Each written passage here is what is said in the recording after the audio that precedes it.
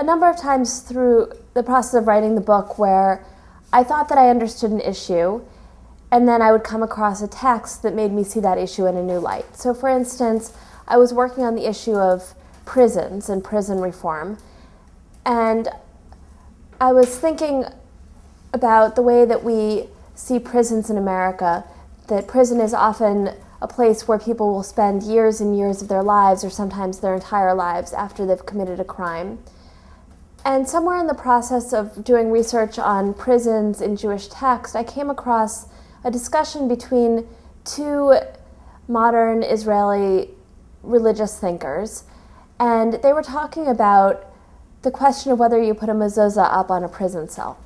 So a mezuzah is something that you put up on a house that's permanent. You put it on your house, you put it on each room of your house, but you only put it in a place where you're planning to live for a while. So if you go camping, for instance, you don't put it up on your tent because you're taking down the tent at the end of the weekend. If you put up a sukkah, a temporary structure built for the holiday of Sukkot, you don't put a mezuzah up because you'll be taking that down in a week. And so the question is whether a prison cell is a permanent place where people live or a temporary place where people live. Because of course nobody wants to be there, and anybody who's living there hopes that they'll be getting out soon.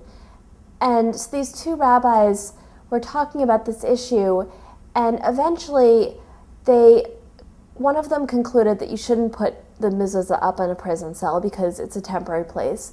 And the other one said, well, you should put it up only because in the state of Israel, which is where both of them were living, a prison cell is a place where people are always living. Not the same person, but it's a place where somebody is generally living. And so it becomes permanent in that way.